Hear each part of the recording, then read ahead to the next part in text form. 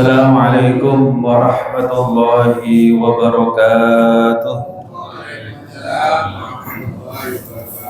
Bismillahirrahmanirrahim. Ridha ya Allah ya hayy ya qayyum ya bari'al anam ya muhitun bil layali wal ayyam ya mujibas sa'ilin. Al-Fatihah. أعوذ بالله من الشيطان الرجيم. بسم الله الرحمن الرحيم. الحمد لله رب العالمين الرحمن الرحيم مالك يوم الدين إياك نعبد وإياك نستعين اهدنا الصراط المستقيم صراط الذين أنعمت عليهم غير المغضوب عليهم ولا الضالين آمين. ولشهادة رسول الله صلى الله عليه وسلم وأولاده وأزواجه وأصحابه والتابعين والتابعون التابعين بإحسان إلى يوم الدين. الفاتحة. أعوذ بالله من الشيطان الرجيم. بسم الله الرحمن الرحيم. الحمد لله رب العالمين الرحمن الرحيم مالك يوم الدين إياك نعبد وإياك نستعين اهدنا الصراط المستقيم صراط الذين أنعمت عليهم غير المغضوب عليهم ولا الضالين آمين. ولأهل سلسلة قراءة القرآن الكريم من مشارق الأرض إلى مغاربها ببر وبرها ونخص خصوصا إلى سيدنا كيم بن مسعود المغفور له وزوجته بنيها المنور والرسول وفر وتلاميذ اللهم اغفر لهم وارحمهم وعافهم واعف عنهم ونفعنا الله بعلومهم ومتنا بأسرارهم وعدنا علينا من بركاتهم وعلومهم وأنوارهم في الدين والدنيا والآخرة. الفاتحة. أعوذ بالله من الشيطان الرجيم. بسم الله الرحمن الرحيم. الحمد لله رب العالمين الرحمن الرحيم مالك يوم الدين إياك نعبد وإياك نستعين اهدنا الصراط المستقيم صراط الذين أنعمت عليهم غير المغضوب عليهم ولا الضالين آمين.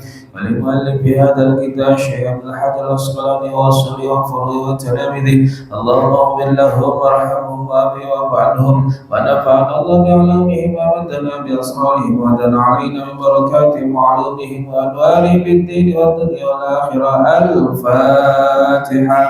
أعوذ بالله من الشيطان الرجيم. بسم الله الرحمن الرحيم.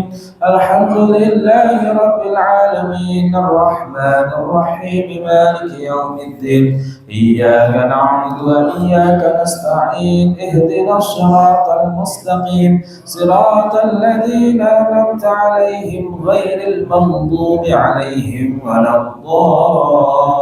الضالين آمين.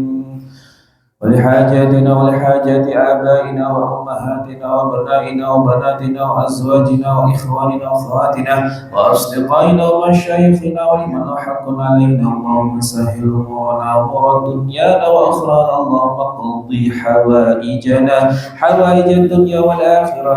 الفاتحة. أعوذ بالله من الشيطان الرجيم. بسم الله الرحمن الرحيم. الحمد لله رب العالمين الرحمن الرحيم مالك يوم الدين إياك نعبد وإياك نستعين اهدنا الصراط المستقيم صراط الذين أنعمت عليهم غير المغضوب عليهم ولا الضالين آمين. اللهم صل وسلم وبارك عليه وعلى آله. يا رب بالمصطفى بلغ مقاصدنا واغفر لنا ما مضى يا واسع الكرم. يا رب بالمصطفى بلغ مقاصدنا واغفر لنا ما مضى يا واسع الكرم. مولاي صل وسلم دائما أبدا على حبيبك خير الخلق كلهم المصطفى بالمقاصدنا واغفر لنا ما مضى يا واسع الكرم. هو الحبيب الذي ترجى شفاعته لكل حول من الأهوال مقتحمين. يا ربي بالمصطفى بلغ مقاصدنا واغفر لنا ما مضى يا واسع الكرم. محمد سيد الكون والثقلين والفارقين من عرب ومن عجم. يا ربي بالمصطفى بلغ مقاصدنا واغفر لنا ما مضى يا واسع الكرم. اللهم صل وسلم وبارك عليه. الحمد لله الذي أنزل السكينة في قلوب المؤمنين ليزدادوا إيمانا مع إيمانهم. أشهد أن لا إله إلا الله وحده لا شريك له وأشهد أن سيدنا محمدا عبده ورسوله لا نبي بعده. رب اشرح لي صدري ويسر لي أمري واحلل عقدة من لساني يفقه قولي. أما بعد. Alhamdulillah, marilah kita panjatkan puji syukur kita kehadirat Allah Subhanahu wa Ta'ala atas segala kenikmatan yang bisa kita rasakan hingga detik ini. Mudah-mudahan kita menjadi orang-orang atau hamba-hamba yang pandai bersyukur kepada Allah Subhanahu wa Ta'ala. Salawat serta salam kita haturkan kehadirat Nabi besar Muhammad sallallahu alaihi wasallam. Mudah-mudahan kehadiran kita di masjid ini untuk mencari ilmu akan mendapatkan syafaatnya kelak di yaumil qiyamah. Amin amin ya rabbal alamin. Baiklah, kita masuk kepada bab yang baru, yaitu babul hadhanah. Babul hadhanah itu adalah bab mengenai pengelolaan anak ketika anak itu atau kedua orang tuanya berpisah. Nah, ini ketika kedua orang tua berpisah, siapa sih yang paling berhak untuk mengelola anaknya? Itu sebenarnya kalau secara syar'annya atau secara definisinya, itu hadhanah itu penjagaan kepada seorang anak untuk mengurusi segala urusannya dan untuk menghindari anak tersebut dari hal-hal yang berbahaya.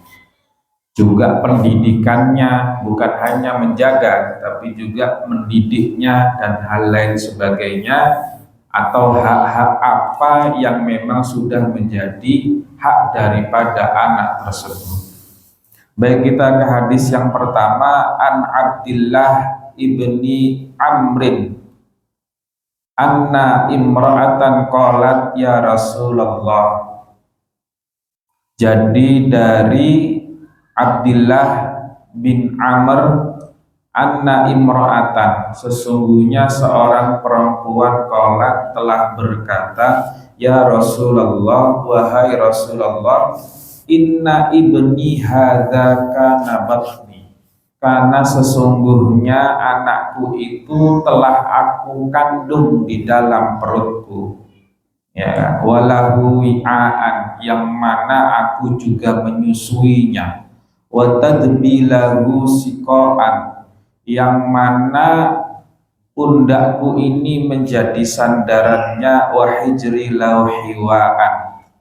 Nah, suatu saat wa inna abahu tallaqoni, yang mana suami saya atau bapaknya si anak ini menceraikan saya, wa arada ayanzi'ahu minni, yang mana ingin mengambil hak perwalian daripada anaknya.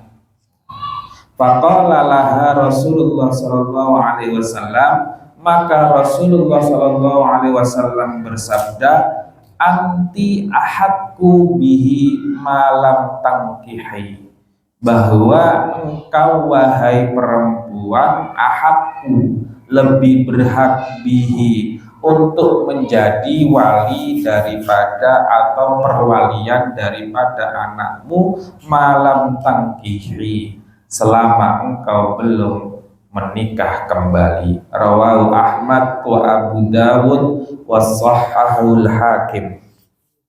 Jadi sebenarnya nanti ada beberapa hadis juga cenderung ada beberapa kasus, tetapi sebagian besar namanya anak selama dia belum balik kemungkinan besar akan dalam di bawah pengasuhan ibunya jika pasangan tersebut mengalami yang disebut namanya perceraian.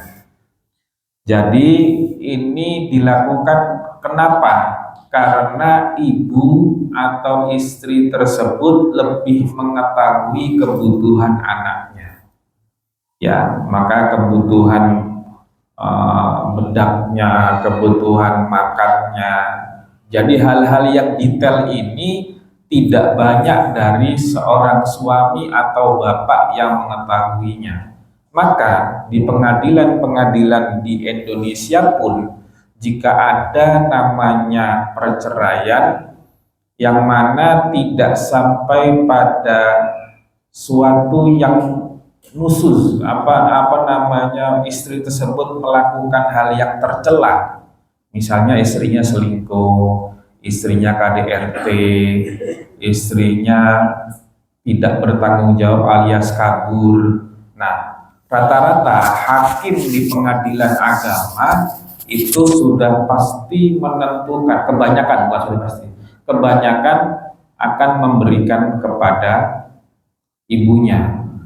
Kecuali tadi itu ada yang selingkuh, kabur, tidak bertanggung jawab, nah itu misalnya. Karena kenapa? Karena pasti dari pihak suami atau pihak bapaknya akan mengatakan bahwa ibu tersebut tidak layak menjadi ibu. Karena misalnya malam tidak pernah pulang pagi hari. Nah, misalnya seperti itu. Jadi ada hal-hal yang menjadikan ibu tidak bisa atau tidak bisa menjadi hak asuhnya itu dipegang oleh ibu. Nah, gitu. Karena ada beberapa hal. Namun kalau tidak ada hal-hal tersebut, kemungkinan besarnya hak asuhnya jatuh kepada ibu.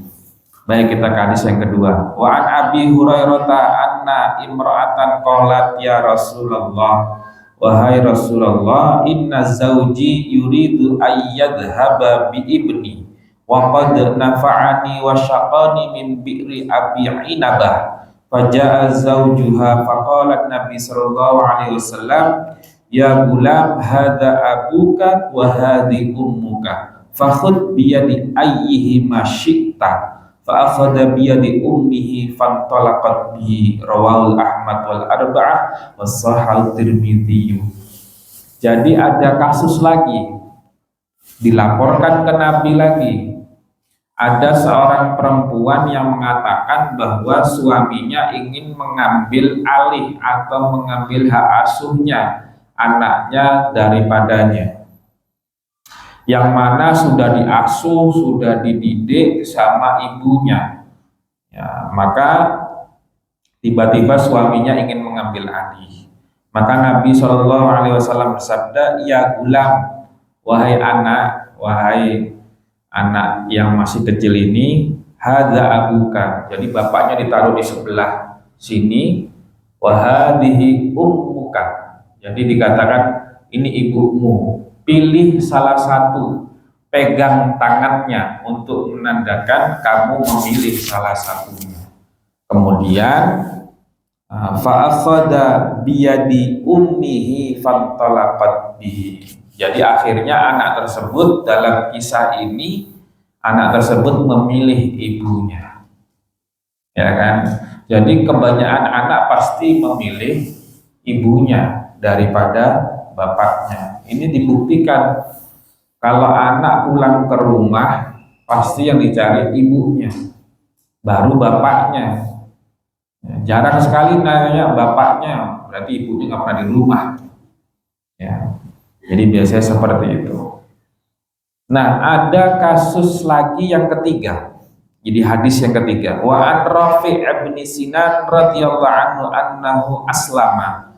Jadi yang namanya sahabat Rafi' bin Sinan ini ketika itu masuk Islam. Wa abati imro'atuhu antuslima, dan istrinya enggan untuk masuk Islam.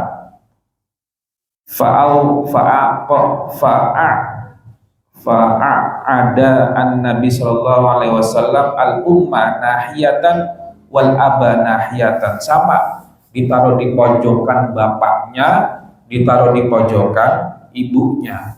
Faqala Allahumma hdihi famala ila abi fa'akhadahu.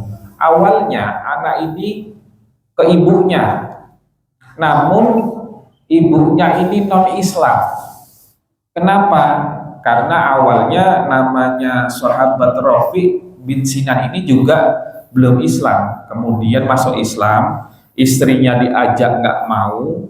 Maka kalau hal seperti ini mau tidak mau pernikahannya harus diakhiri. Nah, masalahnya anaknya ini gimana? Nah, kemudian awalnya anak tersebut pilih ibunya, karena kenapa? Lagi-lagi anak kecil itu cenderung memilih ibunya.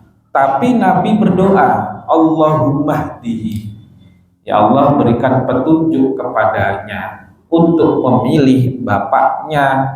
Karena kenapa? Bagaimanapun dikhawatirkan kalau dalam hak asuhnya ibunya ini anak tersebut jauh daripada nilai-nilai Islam, karena ibunya kebetulan belum mau masuk Islam. Akhirnya famala ila abihi fa'akhadahu, karena doanya Nabi, kedahsyatan daripada doanya Nabi dan pasti namanya doanya Nabi dikabulkan oleh Allah Subhanahu wa taala. Akhirnya anak tersebut cenderung untuk memilih bapaknya. Nah, akhirnya diajaklah, dan pada akhirnya hak asuh anak tersebut jatuh pada bapaknya. Gitu. Ya, Bapak-bapak sekalian, jadi memang sebagian besar hak asuh itu jatuh ke ibu. Namun ada beberapa hal tersebut, salah satunya juga bahwa istrinya atau pasangan dari ibu ini atau dari istri ini tidak masuk Islam, maka akan sangat susah juga untuk memberikan hak asuhnya kepada ibunya.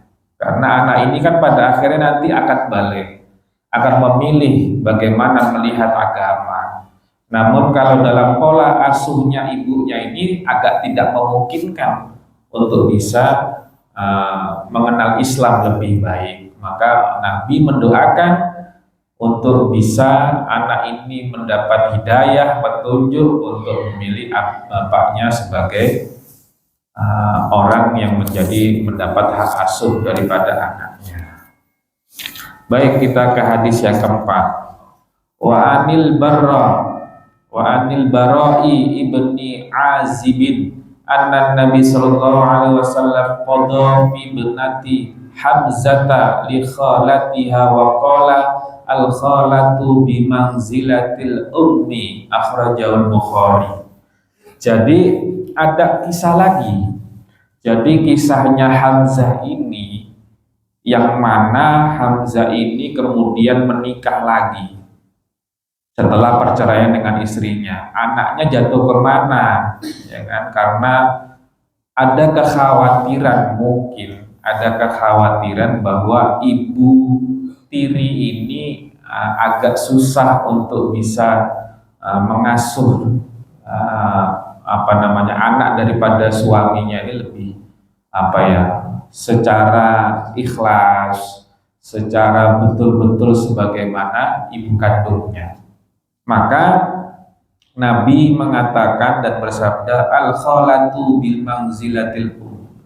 Jadi yang merawat anak ini hak asuhnya jatuh kepada saudara perempuan dari ibunya.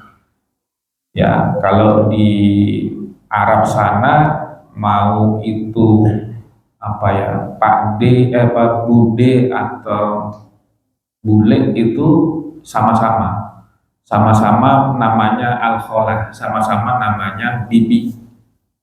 Ya, bibi yang mengasuh namanya ponakannya. Jadi itu yang menjadikan kenapa kalau masalah hak asuh itu lebih cenderung kepada keluarga istri.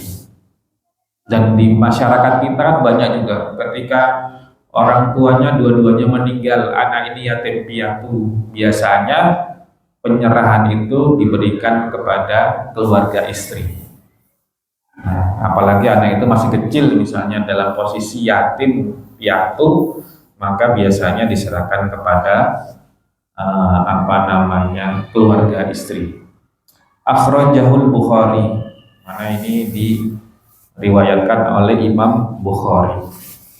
Ngomong-ngomong Imam Bukhari, ada yang tahu makamnya di mana? Nah, Cina. Ada lagi di mana? Imam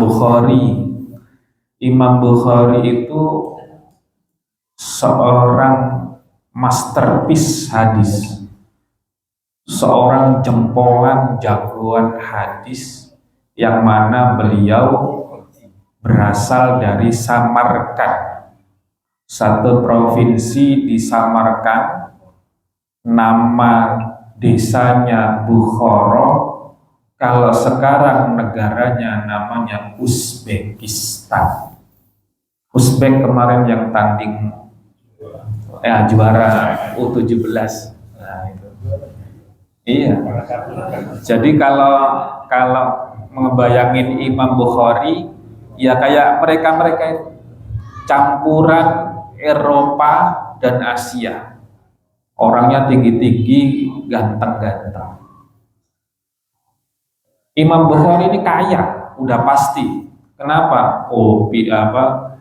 Zaman segitu udah ke Madinah, ke Mesir, ke Baghdad, ke beberapa negara yang mana itu untuk meriwayatkan hadis. Jadi Imam Bukhari itu adalah jempolan yang sangat luar biasa. Namun pada masa penjajahan, kalau bahasanya orang Uzbek ya penjajahannya Uni Soviet, itu makamnya Imam Bukhari itu jauh daripada megah, atau ya pantaslah disebut ini adalah orang yang menguasai betul hadis, sedangkan hadis itu derajatnya di bawahnya Quran. Dan hadis yang diriwayatkan Imam Bukhari itu derajatnya nomor 2 setelah Sahih Bukhari Muslim, gabungan Sahih dari Imam Bukhari dan Imam Muslim. Nah, nomor 2-nya hadisnya Imam Bukhari, nomor 3-nya hadisnya Imam Muslim. Kenapa Imam Bukhari bisa begitu luar biasa dalam mempelajari ilmu hadis ini? Nah, ini punya banyak hal karena kegigihan beliau. Ya berarti kan bukan orang Arab, bukan orang Arab. Ya kan kemarin main U17 bukan orang Arab, nggak ada Arab-Arabnya itu nggak ada. Ya sama kayak orang Rusia, sama kayak orang Turkmenistan, mirip-mirip kayak begitu. Nah, eh, makamnya itu ya memang ada kontribusi dari negara ini khususnya di zaman Bung Karno. Jadi Bung Karno itu mau ke Uni Soviet kalau itu ditemukan namanya makamnya Imam Bukhari. Ini siapa yang membisikkan? Yang membisikkan ini adalah kiai-kiai daripada Nahdlatul Ulama. Jadi suruh nemuin, dicari selama 6 bulan gak ketemu. Ditelepon, Presiden, saya minta tolong kalau bisa syaratnya diganti karena kami tidak bisa menemukan. Ya kalau tidak bisa ditemukan, ya nggak usah saya nggak usah datang sekalian. Akhirnya diterjunkan orang-orang ahlinya, ya bahasanya intelijen mereka untuk mencari tahu makamnya di mana. Ternyata ditemukan di daerah, yaitu di Samarkand di Bukhara. Di Bukhara itu di tengah-tengah ladang kapas, dan itu rusak, posisinya rusak. Ketahuan lah, maksudnya ditanya ke sesepuh-sesepuh daerah tersebut, oh iya ini bener makamnya Imam Bukhari. Nah makamnya ini akhirnya didatangi, ditelepon Bung Karno, oke, udah ditemukan Pak Presiden, oke saya datang. Ya salah satunya sama kiai-kiai NU, salah satunya bapaknya Kiai Haji Abdurrahman Wahid atau yang dikenal dengan Gus Dur. Nah itu Menteri Agama pertama. Menteri Agama pertama itu bapaknya Gus Dur, namanya Wahid Hashim. Nah, di situ Bung Karno juga bilang, ini minta direnovasi yang baik, yang bagus. Kalau nggak bisa ngerawat, kata Bung Karno, kalau nggak bisa ngerawat, ini saya pindahin, makamnya saya pindahin ke Indonesia. Nanti Uni Soviet dapat emas seberat kuburannya atau sepenuh kuburannya Imam Bukhari. Nah, kalau mau bener, jadi ada dua kuburan yang hampir dipindahkan ke Indonesia. Yang pertama kuburannya Nabi Muhammad SAW, yang kedua kuburannya daripada Imam Bukhari. Jadi udah hampir dipindahkan. Ya, jadi itu mengapa penting? Karena sejarah makam itu bisa menjadi sejarah penting untuk kita. Bahwa Imam Bukhari ini tokoh yang historis, yang memang benar-benar pernah hidup. Jadi makam ini menjadi penting. Maka sekarang direnovasi lagi. Dulu pernah direnovasi, sekarang direnovasi lagi. Saya tahunya itu ngelihat YouTube-nya Bu Mega. Ya, Bu Mega itu kan datang ke Uzbek, saya lihat, oh lagi direnov dalamnya, direnov habis-habisan, direnov besar-besar.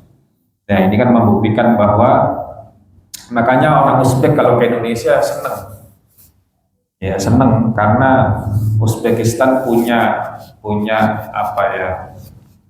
makam seorang ulama besar yang ahli dalam ilmu hadis, ya. Jadi bisa ditemukan dan akhirnya menjadi tempat yang biasa diziarahi. Kalau Imam Muslim itu memang orang Arab. Ya, kalau Imam Muslim orang Arab. Kalau siapa lagi di sini? Imam Nasai, Imam Turmudi itu bukan orang Arab. Jadi kalau dibilang, kita kan bayangannya gini Pak, dulu itu kalau ngaji perasaan kita Imam Bukhari orang Arab, orang mana sih kayak gitu. Terus imam mana? Imam Hakim, ternyata bukan orang Arab. Ya, ada yang orang Mesir, ada yang orang ini, ada orang Baghdad, ada yang orang Iran, orang Irak, itu bukan Arab. Ya, jadi orang apa Iran, Irak itu orang Persia, bukan orang Arab. Secara suku itu bukan orang Arab. Orang Mesir juga bukan orang Arab. Orang Mesir itu ya ada sukunya sendiri dan masuk dalam kawasan daerah Afrika. Nah gitu. Jadi memang ilmu ini berkembang luar biasa karena kenapa? Kalau zamannya andai kata Islam cuma muter-muter di Arab Saudi saja, itu perkembangan ilmunya akan lambat. Maka di tangan Bani Abbasiyah itu dipindah ke Baghdad, dipindah sekarang tepatnya di Irak. Ya, di Irak berkembang luar biasa karena orang Persia itu kan pinter-pinter, luar biasa pinter. Nah maka kayak tadi ini contohnya kita di Babul Hadonah, ini kan memahami hadis yang kemudian bagaimana para ulama itu mengeluarkan ilmu dari hadis ini. Ya kan, mengeluarkan ilmu. Oh sebenarnya siapa sih yang berhak untuk mengelola anak atau hak asuh anak? Ya kan? Tapi kan ada beberapa hal di mana Nabi itu beda-beda. Kadang dikasih bapaknya, kadang dikasih ke ibunya. Nah, kalau dulu enak tinggal tanya Nabi. Masalahnya sekarang Nabi sudah wafat. Mau tanya ke siapa? Ya tanya ke para ulama, dan ulama juga harus pinter. Makanya kan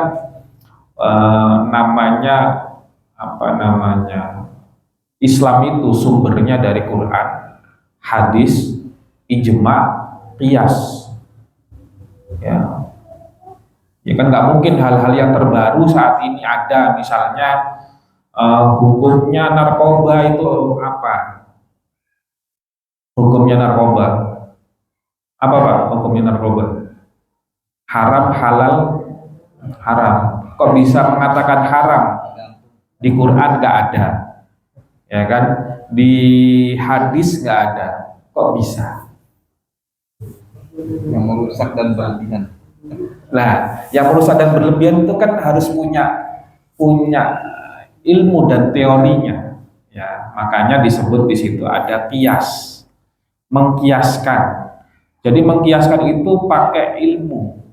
Ya, jadi pakai ilmu. Jadi ilmunya gini. Segala yang memabukkan itu haram. Ya, yang memabukkan itu haram. Terus narkoba itu memabukkan. Ya kan? Misalnya seperti itu. Nanti setelah beberapa tahapan itu ada namanya konklusi atau kesimpulan bahwa narkoba itu haram. Berarti yang dipakai apa? Pakai logika. Gitu. Karena kenapa? Akal itu termasuk namanya hidayah. Namanya disebut hidayatul akli. Nah, gitu. Jadi kalau dibilang banyak hal kenapa Islam ini bisa mulaim likulli zaman, cocok pas untuk segala zaman sampai hari kiamat, karena di beberapa banyak hal dan keilmuan itu menggunakan akal. Di saat agama-agama lain mungkin mengatakan kita tidak boleh berpikir, sudah cukup percaya. Di Islam juga percaya, tapi juga dibarengi namanya berakal atau berpikir. Jadi seperti itu. Mungkin ada pertanyaan dan yang lainnya. Ya, Allah.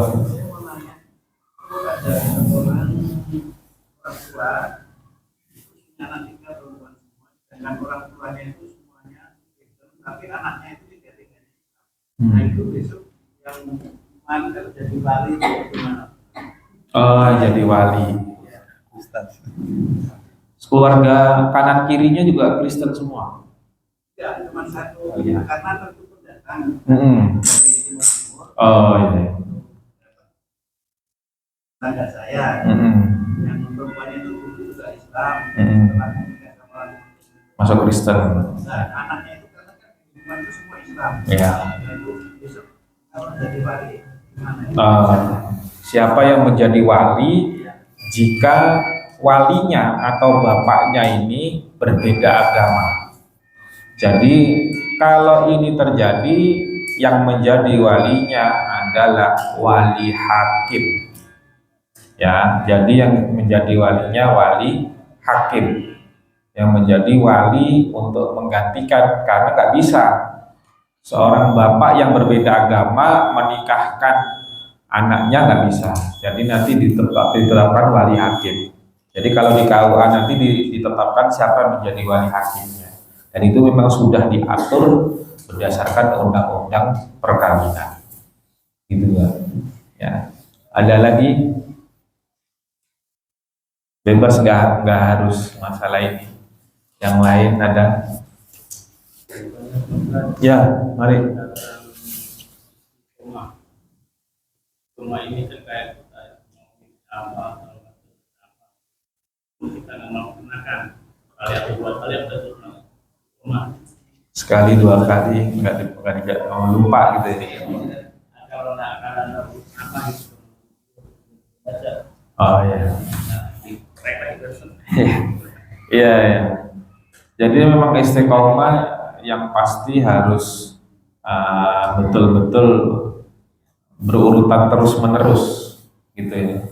Tapi kalau ini kan ada banyak hal ya. Kalau kita mau ngamalkan berdasarkan apa? Kalau memang hanya kebiasaan, saya emang biasa baca ini, tapi lupa apakah ini masuk istiqomah atau enggak. Ya namanya lupa kan dimaafkan. Kecuali memang ada hal-hal yang seperti pembiasaan yang tidak boleh tidak. Misalnya kita ikut namanya torikot seperti itu, yang mana nggak boleh sampai kosong atau sampai lupa.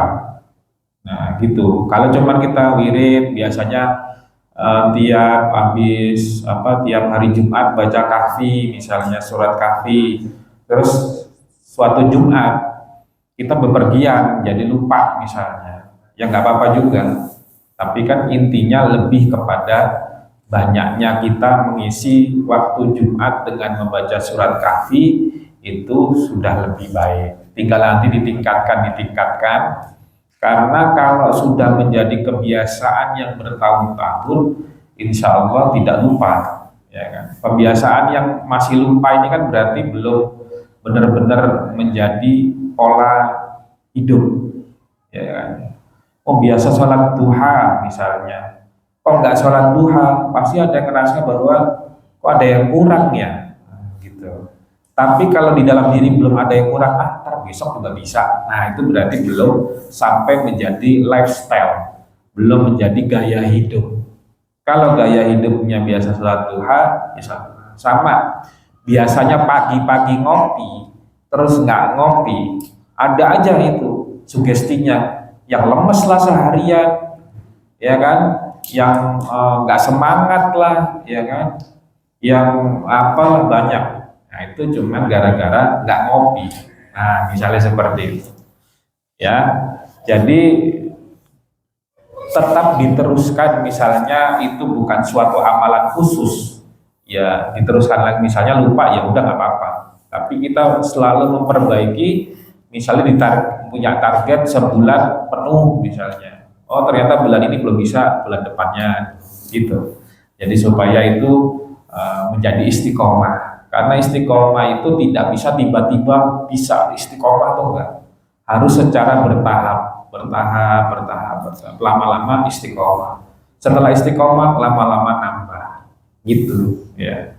Jadi nggak bisa tiba-tiba istiqomah. Oh saya hari ini mulai besok bisa sholat 40 hari berjamaah. Ya harus latihan, nggak bisa tiba-tiba. Kan sangat berat, maka perlu kebiasaan. sampai nanti pada tahap sholat itu bukan menjadi kewajiban, tetapi sholat itu menjadi kebutuhan. Tuh. Ada bertanya lagi? Wah, siapa yang bertanya? Ada? Ada? Nggak ada? Oke, kalau nggak ada, kita tutup pengajian kita pada malam hari ini. Mudah-mudahan ngaji kita ini memberikan nutrisi atau makanan bagi akal kita, ya. Jadi ngaji itu bukan hanya ibadah penting, tapi menambah nutrisi akal kita juga jauh lebih penting. Kenapa? Ternyata di penelitian itu semakin bertambah usia manusia, ternyata ada pengecilan volume otak kita. Semakin mengecil otaknya.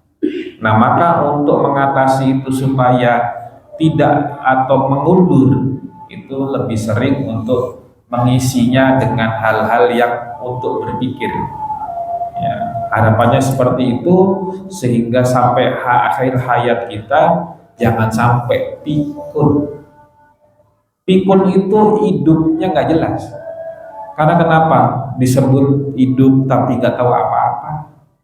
Itu sangat menderita orang pikun tersebut. Ya kan?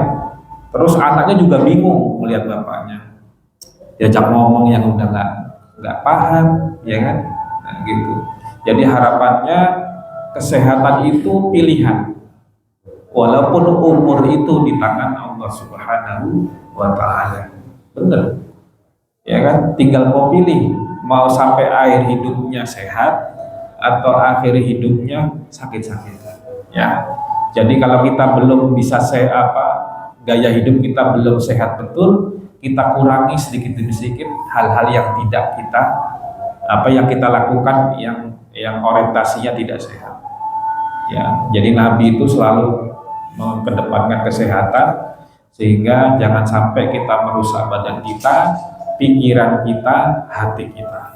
Mudah-mudahan dengan ngaji ini kita diangkat derajatnya oleh Allah Subhanahu wa Ta'ala. Mudah-mudahan syafaatnya Nabi Muhammad SAW mengumpulkan kelak kita di surganya Allah Subhanahu wa Ta'ala. Mudah-mudahan keluarga kita menjadi keluarga yang sakinah, mawaddah, warahmah. Anak-anak kita soleh solehah, cucu-cucu kita soleh solehah, masyarakat kita masyarakat yang rukun, guyup, saling tolong menolong satu dengan lainnya. Ya Allah, kita berdoa mudah-mudahan segala amal ibadah kita diterima oleh Allah Subhanahu wa Ta'ala, kekhilafan kita dimaafkan oleh Allah Subhanahu wa Ta'ala. Mudah-mudahan segala kesusahan kita, keresahan kita diselesaikan oleh Allah Subhanahu wa Ta'ala. Ala hadiniyah likulli niyatin salihah. Al-Fatihah. A'udzu billahi minasyaitonir rajim. Bismillahirrahmanirrahim. Alhamdulillahi rabbil alamin arrahmanir rahim maliki yaumiddin. Iyyaka na'budu wa iyyaka nasta'in. Ihdinas siratal mustaqim. Siratal ladzina an'amta 'alaihim ghairil maghdubi 'alaihim waladdallin. Amin. Mohon maaf. Allahumma fiqil aqwamit thariq. Assalamualaikum warahmatullahi wabarakatuh. Waalaikumsalam.